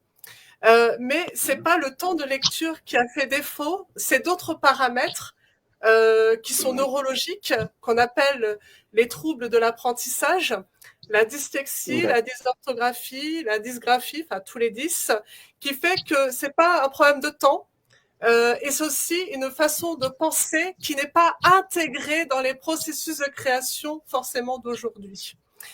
Et donc, quand on parle de cohérence, on parle aussi d'une cohérence normée, pas forcément une cohérence qu'on n'a pas l'habitude d'accéder. Pour revenir sur le fait, est-ce que tout le monde peut être auteur? Moi, l'art thérapeute que je suis, ou je suis une personne qui veut encourager la créativité, ce ne sera pas mon discours de dire que tout le monde ne peut pas être auteur. Justement, l'engouement est, en fait, il n'y a pas d'élitisme, il n'y a pas certaines personnes ont le droit d'écrire ou plus de légitimité d'écrire. Ça va être plus, voilà, effectivement, nous n'avons pas tous les mêmes parcours de vie, nous n'avons pas forcément les mêmes difficultés. Donc, j'ai aussi des choses à dire, peut-être qu'elles ne seront pas dites de la même façon, justement, c'est ce qui fait la richesse des divers modes de pensée. Mais en même temps, c'est là où c'est intéressant, c'est de savoir peut-être qu'il y a des personnes, quand elles ont besoin d'écrire, c'est avec une aide humaine ou avec ces fameux outils de compensation à cette créativité. C'est pour ça que l'intelligence artificielle, je ne la rejette pas en bloc, parce que dans certaines situations et pour certains handicaps aussi, pas uniquement parce qu'on a des difficultés, mais pour certains handicaps, ça reste aussi une aide à la création. En autonomie aussi, parce que on n'a pas toujours une aide humaine sous la main. Et donc, ces personnes-là ont aussi, pour moi, cette légitimité d'écrire et de créer. Ensuite, sur la partie lecture, effectivement, ça a beaucoup baissé. D'ailleurs, dans le quotidien, on nous demande, comme je disais, de prendre des notes, d'aller vite. On n'encourage pas la belle écriture, ni on ne permet pas d'entretenir les apprentissages, parce que même quand on est adulte, faire des dictées littéraires, c'est aussi un exercice pour garder des automatismes. Peut-être que certains arrivent à les garder à vie, mais d'autres ne les gardent pas à vie. Et je voudrais quand même insister sur ce point-là. C'est-à-dire que c'est pas parce qu'à un moment donné, vous avez appris une règle que cette règle, vous arrivez à ne plus faire d'erreur par la suite. C'est pas vrai. Comme on parle, c'est toujours l'expérience. L'expérience, c'est aussi de l'effort. Et c'est aussi une certaine régularité dans la maîtrise des choses. Et c'est là où je suis d'accord, c'est qu'effectivement, pour produire une création, ça demande du temps, ça demande un investissement et ça demande aussi une certaine maturité de la création, mais qui peut être validée que par les autres. Donc, pour revenir sur quelqu'un qui se lancerait et qui ferait une œuvre, bah, au début, peut-être qu'elle sera pas nickel, mais après, peut-être au bout de la 10e, on dira, waouh, heureusement elle a écrit cette personne-là. J'ai découvert quelque chose au bout de la 10e œuvre. Il faut aussi s'autoriser cette expérience-là, j'ai envie de dire. Bien sûr, c'est toujours une grande joie de te suivre, Angélique, parce que justement, il y a des points que tu relèves qui sont liés à la euh, capacité de certains auteurs déjà à se prendre en charge dans leur propre inspiration. Et là, les outils d'intelligence artificielle peuvent aider justement à construire quelque chose tout autour. Et toujours est-il qu'il y a une expérience de soi qui doit être très forte afin de ne pas se laisser dominer ou corrompre justement par ces outils. Et quelque chose que tu as énoncé et justement qui va me faire repartir vers Moussa, la belle écriture. Alors Moussa, c'est quoi la belle écriture? Comment on dit qu'une écriture elle est belle? Comment on sait qu'une écriture est belle? Bon. Déjà, on a dit que la littérature, le texte littéraire, c'est de l'art. Donc, l'écrivain, c'est un artiste. Et l'art, c'est déjà la beauté. C'est la créativité, mais c'est la beauté aussi. Donc, les belles lettres, d'ailleurs, bon, quand on lit les classiques, on parle surtout des belles lettres. Les belles lettres, c'est quand on lit un texte véritablement, bon, on voit quelque chose de sublime. C'est une lecture qui vraiment vous sublime. Bon, on voit que c'est vraiment très, très beau. C'est comme si on était en présence de tableau d'art. C'est ça la belle écriture. C'est comment les mots sont agencés, comment les mots sont choisis, comment les phrases sont construites. Là, vraiment, il y a une imagination extraordinaire que l'on voit à travers la danse des mots. Bon, si on reprend un journaliste de RFI, il y a une danse, une chorégraphie en quelque sorte des mots. C'était vraiment une très, très belle chorégraphie. Vraiment, c'est ça la beauté de la littérature. Voilà. Oui, mais Moussa, selon qui? Parce que la question mérite d'être posée. Selon qui une écriture est-elle belle et l'autre ne l'est pas? Ça, c'est selon qui a ces critères, qui a défini ces canons-là, par exemple, pour dire que bon, voilà, tel a bien écrit et l'autre, il a mal écrit. Comment ça se. Parce que ce que moi, j'essaie de comprendre aussi, là, du point de vue de cette modération, c'est comment on en est arrivé à ce stade. Comment en arrive-t-on à d'évaluer ce qu'on peut faire et à vraiment surestimer, surenchérir même de ce que l'autre a produit parce qu'on nous a dit ou alors parce qu'on croit que c'est ça la belle écriture. Mais c'est selon qui? Voilà, bon, selon qui? Bon, c'est ça tout le problème pour répondre à cette question-là. Selon qui? Mais c'est selon, bon, disons, les lecteurs eux-mêmes. Bien que les lecteurs, c'est pas quand même une moule uniforme, parce que, bon, il y a ceux qui lisent et qui ont un niveau qui leur permet quand même de comprendre ce qu'ils lisent.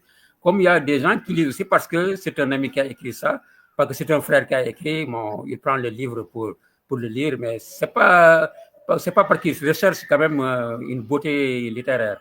Bon, mais ceux qui vont dire que c'est vraiment bien écrit, ce sont des gens qui s'intéressent au livre. Bon, qui ne s'intéressent pas à l'auteur. Non, c'est pas l'auteur qui les intéresse, mais c'est le livre lui-même. Les gens qui s'intéressent au livre, ce sont ces gens-là qui vont dire que c'est beau. Bon, c'est les gens qui s'intéressent au livre qui vont dire aussi que le livre n'est pas bien écrit. Ce ne sont pas les amis, ce ne sont pas les parents. Non. C'est ceux qui s'intéressent au livre. Et ces gens-là peuvent être des anonymes, mais ils voient à travers le livre vraiment un art vraiment qu'ils apprécient. Bien que, bon, on dise toujours que des goûts et des couleurs ne discutons pas, mais quand même, il y a une norme qui semble être un mystère, voilà. Voilà, c'est un mystère qui est comment, on ne sait pas. C'est difficile de répondre à cette question-là, mais c'est une question assez mystérieuse aussi. Mais véritablement, pour être clair, vraiment, ce sont les gens du livre, les gens qui aiment la lecture, sont ces gens-là qui vont juger de la valeur d'un livre, voilà, de sa valeur littéraire, oui. Parce que, bon, votre question là aussi, je trouve que ici au Sénégal, ça pose un problème. Bon, c'est une très, très bonne question. Parce qu'il y a eu un débat les mois passés. C'était à propos des prix littéraires. Parce qu'il y a des gens qui se sont levés pour dire que voilà, les jurys là, bon, ils favorisent tel, alors que, bon, dans son livre, bon, vraiment, on ne peut pas dire que c'est un beau livre, que c'est un beau livre bien documenté. Bon, il y a des gens qui ont été primés, bon, d'autres qui contestent. Bon, là, ça pose toujours le problème des jurys aussi. Voilà, c'est-à-dire que, donc, c'est une question très, très difficile quand même. Mais, en tout cas, on en a parlé ici au Sénégal il y a quelques mois. C'était surtout à propos des jurys. Parce qu'il y a le prix du président de la République. Bon, les gens vraiment, il y a beaucoup de gens qui sont levés pour dire que non, le choix n'était pas du tout bien. Peut-être que c'est du copinage et tout ça. Enfin, en tout cas, il y a eu des accusations. Bon, voilà, ce qui fait que d'autres questions-là étaient très profondes. Mais pour moi, je crois que ce sont vraiment les gens qui aiment le livre et qui passent le livre au devant, sont ces gens-là qui peuvent juger de la beauté d'une littérature. Mais pas les amis, pas les copains, non. Ok, merci beaucoup pour ça. Ça c'est bien entendu, justement, parce qu'il y a la question des jurys, des prix, des concours littéraires, qui est très souvent relevé quant à leurs compétences, quant à leur aptitude même déjà à produire quelque chose et à évaluer quelque chose de beau. Bon, il y a Audrey Débé qui demande si une œuvre inspirée d'une histoire demande beaucoup de temps. Oui, Audrey, c'est une question, c'est une œuvre, ça demande beaucoup de temps. L'écriture en général, que ce soit inspiré de sa propre vie, d'une histoire ou bien tout simplement d'un imaginaire comme ça, d'une fiction, demande beaucoup de temps parce qu'il faut beaucoup travailler, comme l'ont rappelé tous nos panélistes. Maintenant, Irène, je viens vers toi avec la question justement à laquelle Moussa essayait de répondre. Et là, je vais partir du point de vue de l'université, parce qu'il y a beaucoup de choses qui sont dites là-bas. Je me rappelle, moi, quand on rencontrait certains universitaires, ils disaient, oh non, mais ceci, c'est pas de la littérature. Non, mais voilà, Bongo Betty, oui, il a écrit ceci. Donc, voilà voilà des camarades, voilà des Victor Hugo, de la poésie, voilà Lamartine, voilà tel. Pardon. Est-ce que l'université n'est pas en partie responsable de ce désastre qu'est la mauvaise utilisation des IA? Parce que justement, dans les discours à l'université, je crois qu'on les connaît suffisamment déjà, ces discours-là, que c'est quand il faut comparer les littératures, quand il faut même les séparer. Oh, c'est trop facile. On va se lever et dire que non, là, ce n'est pas de la littérature, ceci. Qu'est-ce qui fait littérature ou pas dans une œuvre? Très bien, merci Iré pour cette question. Je suis vraiment heureuse de pouvoir dire quelque chose là-dessus. En fait, dans le cadre de ceux qui travaillent au quotidien sur les œuvres littéraires, ce qui va faire le caractère littéraire d'un livre, c'est sa littérarité.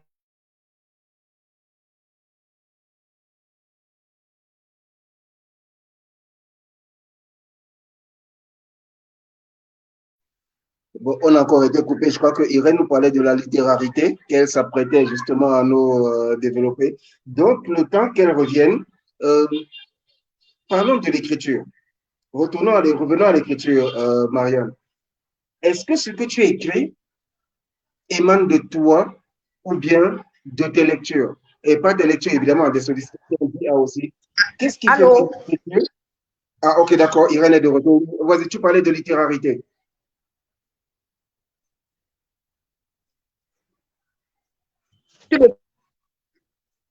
D'accord.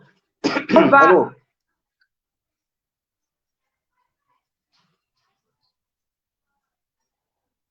Irène, nous avons du mal à te suivre. Donc, le temps que le littérarité. Ok, d'accord. D'accord, vas-y. Oui, tu parlais de littérarité. Oui, de littérarité. En fait, un texte doit pouvoir, on va dire, aux habitués du livre, il doit pouvoir produire un frémissement, il doit pouvoir faire voyager, il doit pouvoir donner une exaltation particulière dans le style.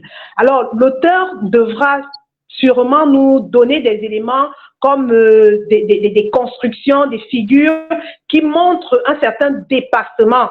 Je ne sais pas si je me fais comprendre quand je le dis, qui montre un certain travail, un certain travail. Voilà. Donc, c'est perçu avec l'œil de l'universitaire, c'est un peu comme ça que c'est perçu de manière générale. Mais maintenant, ça peut effectivement poser problème. Pourquoi? Parce que la littérature, c'est une création. C'est une création et nous avons des sensibilités qui sont différentes. Et étant donné que nos sensibilités sont différentes, même pour un prix littéraire, par exemple, nous n'aurons pas forcément la même appréciation sur une même œuvre, alors que nous l'avons toute lue. Maintenant, les paramètres de sensibilité vont varier, vont dépendre d'un auteur à un autre, d'un jury à un autre. Vous verrez ceux qui seront davantage sensibles à la fiction, au style. Vous verrez ceux qui seront davantage sensibles à la construction des personnages. Donc, ça c'est vraiment des sujets qui restent des sujets à débat. Mais moi, avant d'entrer à l'université, j'ai eu une expérience dans l'édition du livre et je me suis rendu compte que dans l'environnement camerounais où moi j'évolue, les auteurs écrivent énormément et de très très beaux textes qui restent méconnus malheureusement ne sont pas moins littéraires. Ils ne sont pas moins littéraires, ce sont même de très beaux textes, mais c'est un peu, j'aime souvent dire que c'est un peu comme la musique. Quand vous allez dans un cabaret, pour ceux qui ont l'habitude, vous allez découvrir là-bas des artistes, des talents inestimables.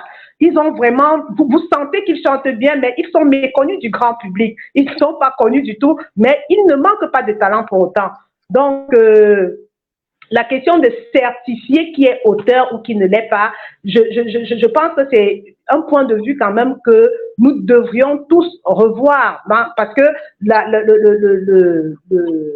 le souci des universitaires, peut-être, c'est l'imposture. Comme Marianne la Joconde le disait tout à l'heure, beaucoup ont besoin d'être parfois soutenus pour arriver à la production d'une œuvre. Quelqu'un peut devenir un bon auteur après avoir balbutié sur les 9 premières œuvres et se révéler finalement à la 10e œuvre. Mais maintenant, tout le monde n'a pas la patience d'arriver jusqu'à la 10e œuvre. Il y en a qui s'arrêtent juste à la première parce qu'ils essayaient de voir si c'est un environnement qui peut leur être profitable. Mais là, c'est vraiment de l'imposture parce qu'ils n'ont pas la vocation, ils n'ont pas ce fourmillement qu'un auteur ordinaire a généralement. D'accord. Là, on est un peu un souci d'électricité, donc voilà, je passe un peu en mode noir d'abord. Donc, oui, c'est clair, Irène, que la littérature, maintenant, tout est fonction de comment déjà elle va se produire. Parce que ce qu'on dit toujours, c'est ce n'est pas quelque chose qui, si vous n'appréciez pas ce que vous écrivez, les autres ne vont pas l'apprécier. Si vous n'êtes pas allé puiser au fond de vos tripes, ce que vous allez produire, les autres ne puiseront pas au fond de leur trip pour pouvoir le relever. Donc, la littérature, il faut vraiment l'avoir en face. Mais toujours est-il que les mots que nous restons, le mot particulier avec lequel nous travaillons aujourd'hui, c'est le mot expérience. Alors, Axel, je viens vers toi pour que tu parles un peu de ton expérience d'écriture. Comment as-tu construit? Il y a 19 livres déjà, c'est ce qui est immense. Et il y a un autre qui est en cours. Donc, ça veut dire au moins, on a une expérience d'écriture. Alors, comment as-tu réussi à construire ton écriture pour ne pas avoir un outil d'intelligence artificielle, par exemple? Est-ce que tu trouves ton écriture suffisamment complétée pour ne pas avoir besoin de outils artificiels? Ok, merci beaucoup de m'avoir donné la parole. Et je m'en vais partager mon expérience et ma manière d'écrire, ce que je faisais pour arriver à écrire plus de 18 livres. Et premièrement, j'aime la littérature et j'aime vraiment consacrer beaucoup plus mon temps à écrire et beaucoup plus la nuit. Et beaucoup plus, moi, c'est quand je sors. Par exemple, je sors, je marche, je vois tout ce qui a trait à la vie humaine. Je suis beaucoup plus essayiste et si je peux le dire entre guillemets, j'écris beaucoup plus les essais dans le domaine politique parce que je suis un peu philosophe aussi. Et quand je sors, je marche, je vois tout ce qui a trait à la vie humaine, comment les gens se comportent. dans les villages où j'ai travaillé. Je vois comment les gens souffrent. Par exemple, mon roman que j'ai écrit il y a de cela un an, intitulé Les larmes de Yambi, l'histoire sanglante d'une fille soldat. J'étais dans un village, j'ai travaillé dans ce village. J'ai vu comment les gens souffrent pendant la crise militaro-politique dans mon pays. J'ai vu une fille qui a perdu sa maman, qui a été violée à l'âge de 7 ans. Donc, du coup, cette situation m'a beaucoup donné l'envie de dire publiquement au monde entier qu'il y a quelque chose qui ne va pas. Il y a quelque chose qui ne va pas. Et j'ai commencé à écrire et j'ai passé une année sur ce roman. J'ai passé une année sur ce roman et j'ai terminé, je crois que c'est l'année passée. Et ma manière d'écrire, moi, je peux écrire 2 livres à la fois. C'est-à-dire, au moment que je commence l'écriture d'un roman, il y a des idées qui viennent au fur et à mesure. Je peux écrire, par exemple, un chapitre, je laisse, je prends l'autre, je peux commencer à écrire un chapitre, après je laisse, je prends l'autre. Je peux écrire 3 romans à la fois. Et j'ai souvent cette habitude de consacrer, la nuit, je ne dors pas. Je suis devant mon ordinateur, devant l'autre là, dans ma bibliothèque, et j'écris toute la nuit. Et pour moi, d'abord, l'écriture est une passion pour moi. Écrire est une passion pour moi. Tous les jours, j'ai toujours l'envie d'écrire, j'ai toujours l'envie de dire quelque chose. Surtout ce qui a trait à la vie humaine dans mon pays. Chaque jour, avant de dormir, je dois écrire un petit article. Donc, par le fait d'écrire tous les jours, j'ai appris petit à petit à corriger certaines de mes erreurs et beaucoup plus, je lis aussi beaucoup plus certains auteurs. Et à travers les romans de ces auteurs, petit à petit, je me suis rendu compte que non, il y a une manière d'écrire. Et à travers cette lecture de ces anciens, on arrive aussi à aiguiser et à tracer notre chemin avec notre style propre à nous. C'est dans ce sens que souvent, je fais pour écrire beaucoup plus mes livres. Donc, je peux dire que l'écriture d'abord est une passion pour moi. Raison pour laquelle j'ai passé beaucoup plus de mon temps sur le mot à écrire, lire, écrire. Je vois quelque chose qui ne va pas. Moi, je ne peux pas rester tranquille. Je dois écrire. Je dois dire quelque chose. Dans la société, quelque chose qui ne va pas. Le politique a fait quelque chose. Le président dit quelque chose. Il y a l'injustice. Moi, je dois dire quelque chose. Pour moi, c'est une passion.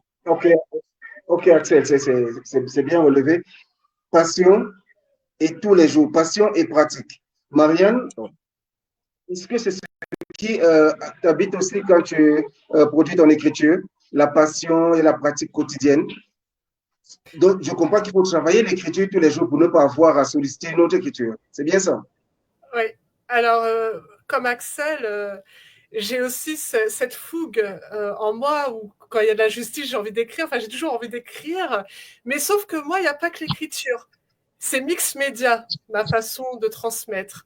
Je vais utiliser la vidéo, je vais utiliser le théâtre, je vais utiliser le dessin. C'est pour ça que l'art-thérapie a été le processus de mon écriture. C'est comme ça que j'ai découvert l'art-thérapie.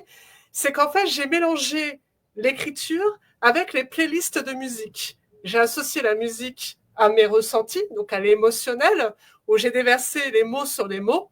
Et donc, ma façon d'avoir projeté ma personnalité dans mes vers, même dans la façon de le dire qui est aussi unique et qu'aucune IA ne pourra reproduire. C'est là où je fais aussi avance sur mon temps, c'est-à-dire que je suis inimitable. Et d'ailleurs, j'ai ajouté beaucoup d'humour dans ma façon d'écrire.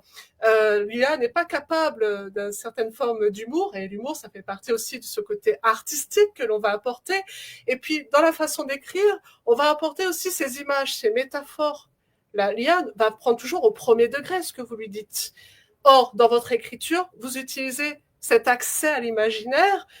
Moi, c'est ce que j'appelle la métaphore dans la métaphore, c'est-à-dire des poupées russes qui s'emboîtent et qui va donner une idée dans plusieurs idées. Et c'est ce que tu disais, Axel, dans ton processus de création, c'est avoir beaucoup d'idées, toujours l'envie d'écrire, de croiser son écriture sur beaucoup de choses. C'est ce que je fais aussi au quotidien. Soit ça va être faire la critique d'une œuvre, de quelque chose que j'ai vu, sur l'actualité. Et en même temps, je vais avancer dans mon processus de création. Et en même temps, je vais aussi le mettre en œuvre.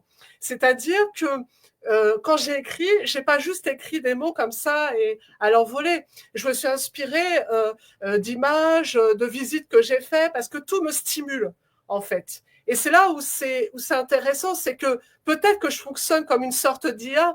Je me suis identifiée comme DJ des rimes, des sons et des références. Tout me nourrit et tout va interagir et va se mixer dans ce que j'ai envie de transmettre.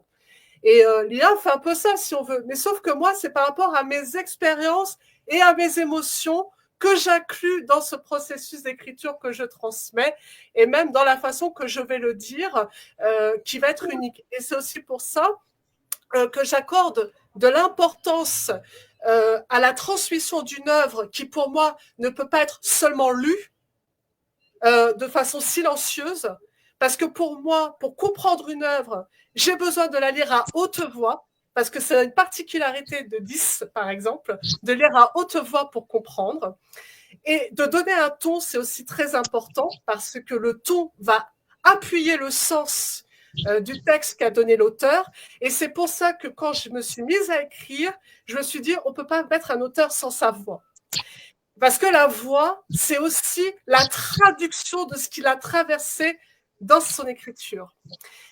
Et l'IA est incapable de ça. D'ailleurs, aujourd'hui, on veut utiliser l'IA pour reprendre une voix humaine, pour faire des lectures, alors que, moi, je vous assure, j'ai essayé. Hein. C'était très drôle, parce que justement, comme j'utilise beaucoup d'homophones et que j'ai une façon de dire mes textes, quand j'ai voulu demander à une IA de traduire mon texte avec une voix qui n'est pas humaine, du coup, et ben ça n'avait pas de cohérence, comme le disait très bien Moussa tout à l'heure, c'était complètement décousu. Et là, c'était la traduction et l'expérience parfaite pour démontrer que l'IA ne remplacera jamais l'humain. Et pour moi, la littérature, si on veut continuer à ce que les personnes lisent, il faut multiplier les médias, c'est-à-dire permettre la version audio pour pouvoir suivre la lecture si on souhaite y accéder ainsi, et mettre le support visuel. Et c'est là où l'IA peut être intéressant, c'est apporter ce côté musique et visuel qu'on n'a pas forcément un technicien du son avec nous ou quoi que ce soit. Moi, je l'ai fait avec les outils que j'avais à bord, qui est en accès libre, c'est-à-dire les karaokés, les choses comme ça. Mais en réalité, ces outils sont un complément, une prolongation à la créativité. D'accord. Merci beaucoup, Marianne. C'est toujours très étendu et très profond. Et surtout, ce que je veux dire, c'est inimitable. Cette pratique, oui, cette passion-là, on va écrire tous les jours pour être soi-même, exactement comme peut-être Manu Dibango l'a été, Michael Jackson l'a été, Francis Cabrel l'a été, et tout ça. Un peu, chacun devient unique. Et être soi-même déjà une sorte d'IA, mais en fait une sorte d'IH, intelligence humaine. Parce qu'il est évident maintenant qu'il faut retourner, qu'il faut revenir à l'intelligence humaine pour pouvoir apprécier la question de l'intelligence artificielle. Parce que dans tous les cas, ce n'est qu'une collecte de données que l'humain doit encore analyser, justement, pour pouvoir rendre optimale une production, une écriture, quelque chose dans ce sens-là. Alors, il nous reste malheureusement à peine une dizaine de minutes et c'est l'occasion pour nous justement, et là, comme Irène revient, ça tombe très bien, c'est l'occasion pour nous maintenant, il nous reste une dizaine de minutes, pour faire le tour. Il y a eu pas mal de réactions, la réaction notamment de Charles Camden qui parlait de l'appréciation des livres. Qui a cette légitimité, qui a ce droit? Il y a d'abord le lecteur. Le grand lecteur, vu que c'est lui, et quand je parle du grand lecteur, c'est le grand public. C'est lui d'abord, c'est lui qui achète le livre. En majorité, c'est lui qui va le lire, c'est lui qui va le ressentir. Et maintenant, il y a l'aspect technique où on viendra apprécier les canons de la littérature, et toujours en pensant qu'il faut se recycler. Ce n'est pas parce qu'on a eu peut-être, je ne sais pas moi, son doctorat en 1945 on ne s'est pas mis à jour et voilà, on va venir dire aujourd'hui des choses sur les livres alors que tout a évolué. La littérature évolue, toutes les notions évoluent, absolument tout. Donc, il faut regarder ça sur cet aspect-là aussi. Donc, on ne va pas prendre toutes les réactions. Je vais quand même prendre celle de l'équipe de recherche développement en linguistique appliquée. Avec IA, nous sommes dans la littérature utile ou dans la littérature loisir. Bon, voilà. Je vais prendre cette question-là pour pouvoir fermer. Donc, chacun, brièvement, va nous donner son avis sur cette question. Parce que dans tous les cas, quand on parle de littérature, on est dans l'un des deux aspects. Utile ou loisir, ou alors utile et loisir. Donc, voilà. Avec l'IA, qu'est-ce qui nous est proposé? Et en même temps, nous proposer un peu une sorte de sortie de crise, hein, chacun avec son background. Irène, je commence par toi.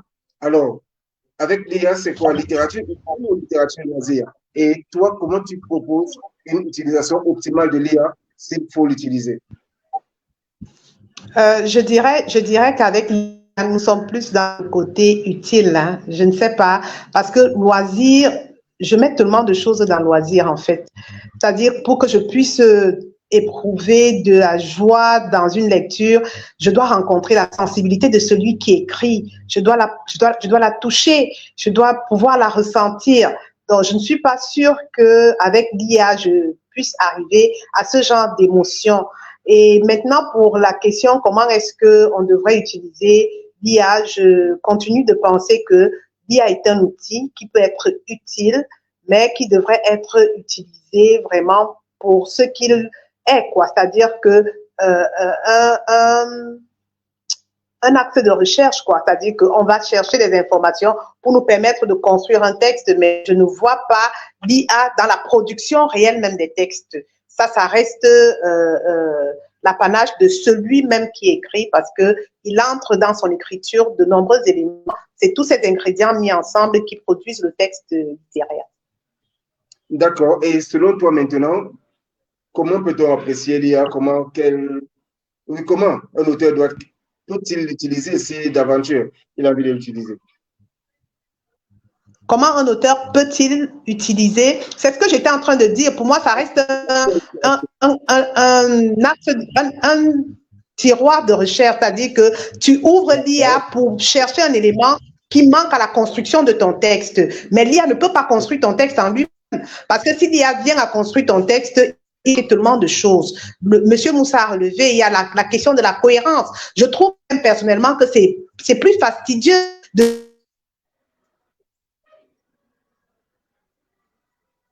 de travail de mon point de vue. Il vaut mieux se laisser couler, écrire son texte par soi-même et avoir ce qu'on espère. Parce que si on va dans l'IA produire un texte, il sera déjà déconnecté, il sera de temps en temps incohérent et il va nous demander une grande capacité pour l'harmonisation. Donc, on y va parce qu'on a une idée et on veut comprendre cette idée. On peut entrer dans un panneau de recherche, on trouve ce qu'on cherche, on cherche ce qu'on veut et on revient reconstruire son texte soi-même.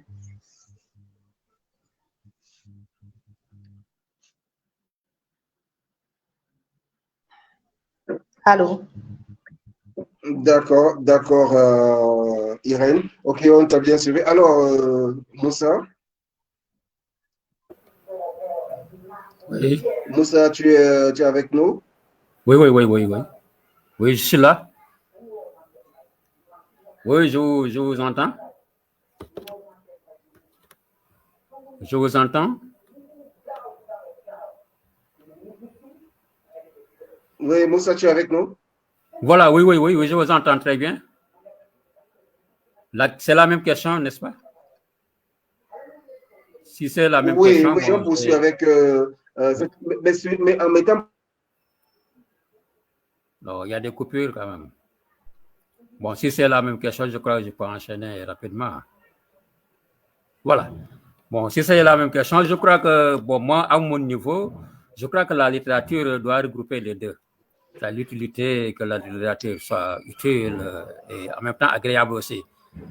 Parce que Bon, par exemple, ici en Afrique, bon, on a vu qu'avec Senghor, Césaire et cela, bon, la littérature, c'était une littérature de combat, c'était pour faire, c'est peut-être pour montrer la civilisation nègre, bon, on la faire connaître au monde aussi.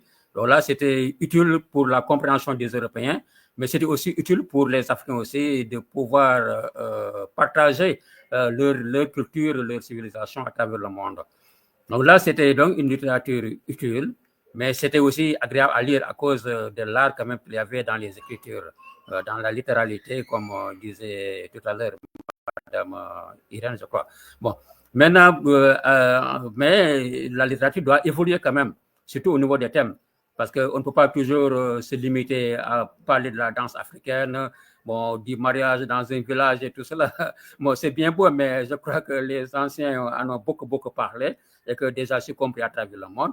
Et que maintenant, ça doit évoluer quand même pour avoir des thèmes nouveaux, des thèmes même de prospective, même des thèmes de pure fiction. Bon, parce que, bon, toujours pour joindre l'utile à l'agréable aussi, bon, on peut explorer de nouveaux thèmes.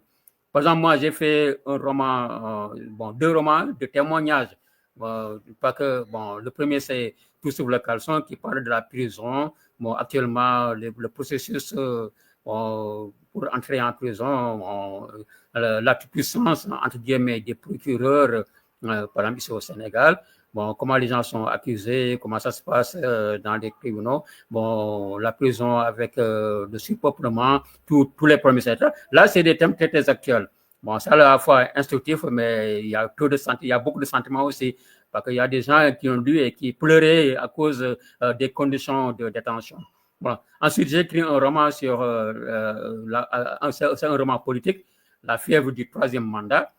Actuellement, bon, nous, je ne sais pas, en Afrique centrale, bon, Cameroun et tout cela, mais ici, en Afrique de l'Ouest, ce problème-là se pose, le 3e mandat. Il y a des gens, des présidents, dans les constitutions, c'est écrit que le président a droit à 2 mandats, mais parfois, bon, il y a des tripotages de la constitution pour prétendre à un 3e mandat. Et ça amène des manifestations, etc. J'ai écrit un roman là-dessus. J'ai intitulé La fête du 3e mandat. Donc là, c'est des livres, je pense bien que c'est des livres utiles, mais est aussi, est aussi agréable à lire. Parce que pour moi, la littérature c'est les deux qui doivent fusionner. Même si on travaille avec l'IA, aussi, il faut essayer quand même d'avoir ces deux-là. C'est-à-dire que ça soit utile et agréable. Voilà.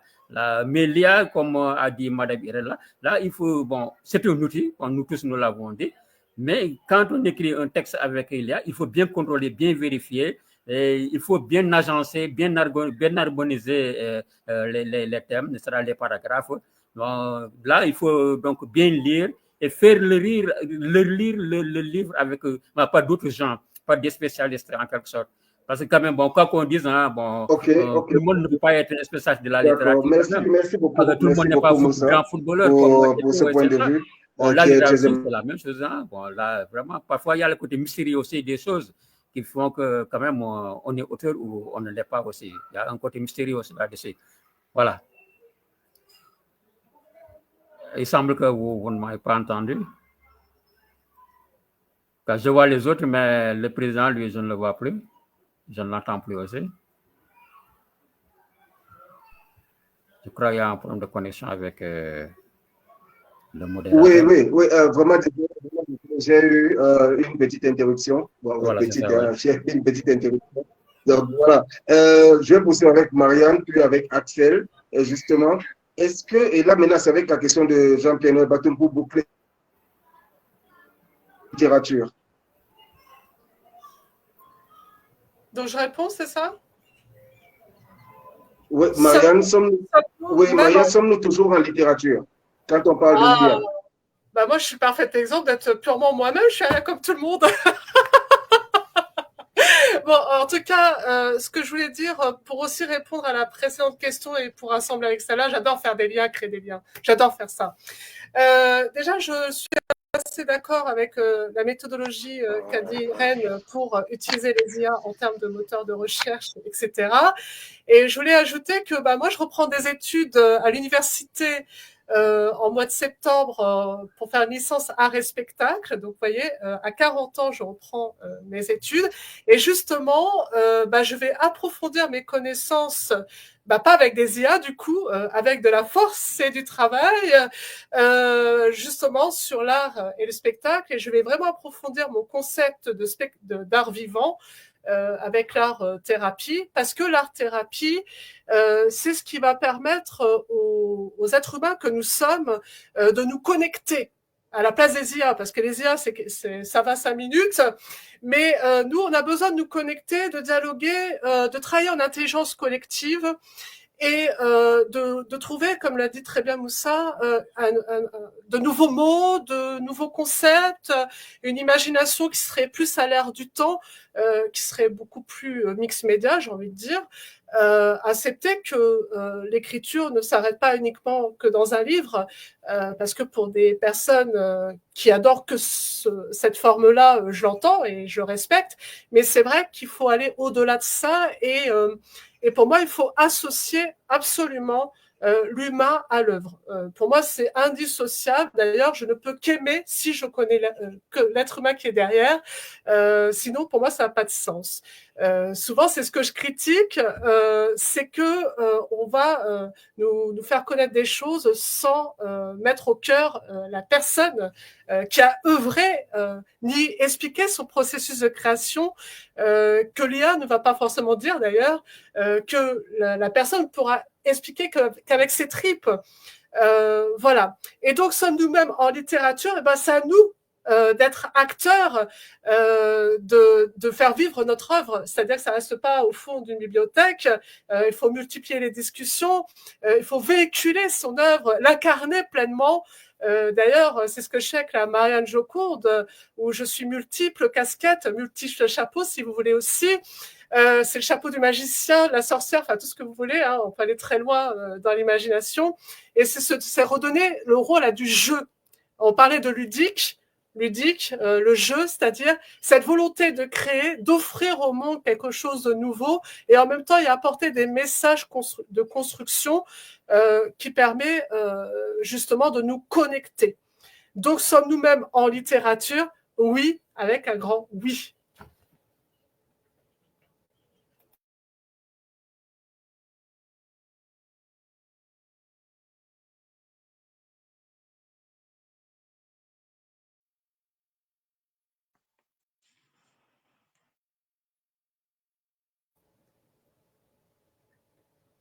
Je crois qu'il y a une coupure. Je pense, Axel, tu peux reprendre.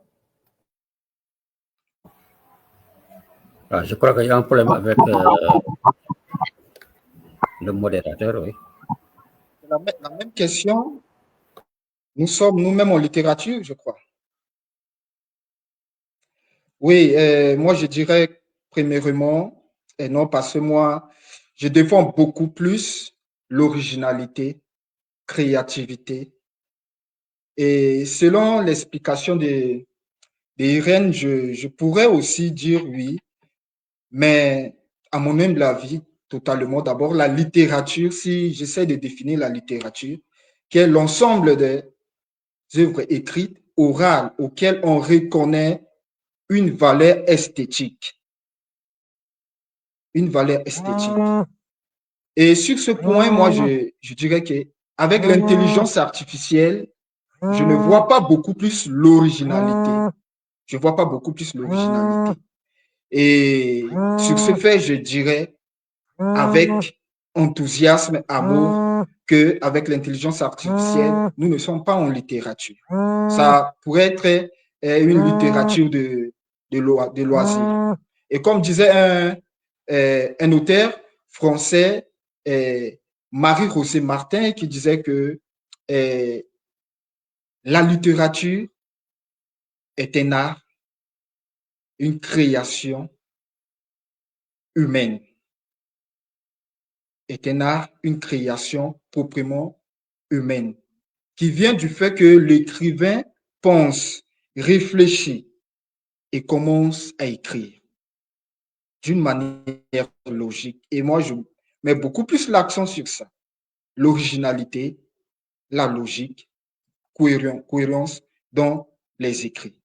Donc, avec l'intelligence artificielle, je vois beaucoup plus ces manquements, ces failles. Du coup, moi, je me réserve pour dire oui que nous sommes en littérature, mais je dirais que non, nous ne sommes pas en littérature parce qu'il y a ce manquement de l'originalité, de logique, de cohérence. Si tu écris, tu dois encore recorriger, tu dois encore retravailler. Du coup, ça pose un problème d'originalité, à mon humble avis.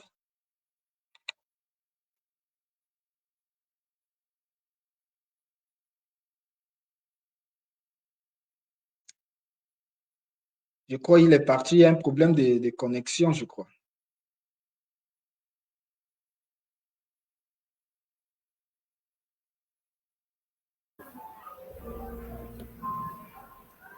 Il semble qu'il y a un problème de connexion avec le modérateur. Je crois qu'il y a un problème de connexion. Si Madame Pauline est en train de nous suivre, elle peut intervenir si c'est le moment d'arrêter ou non.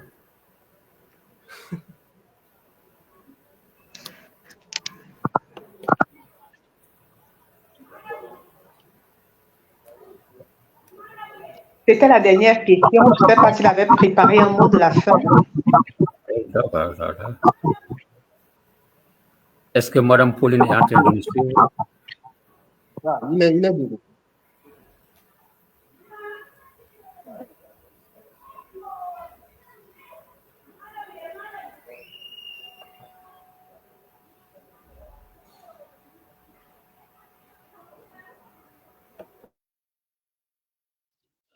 Bon, j'ai l'impression qu'il y a un souci, vous m'entendez? Oui, oui. D'accord, donc je vais me contenter de mettre fin à la discussion. Heureusement, nous sommes voilà, arrivés à la fin. Donc, je vous remercie infiniment d'avoir été tous là. Merci à toutes les personnes qui ont suivi. La RTWO continue demain jusqu'à dimanche. Donc, suivez les programmes et ne manquez pas toujours d'interagir. Donc, merci infiniment à tous et bonne soirée. Merci, bonne Bonne soirée. soirée. Et encore désolé pour cette interruption à la Merci fin. beaucoup, bonne soirée. Donc voilà.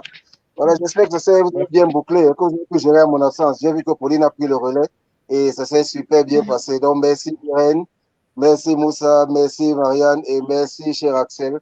Merci beaucoup Pauline d'avoir été là parce que évidemment,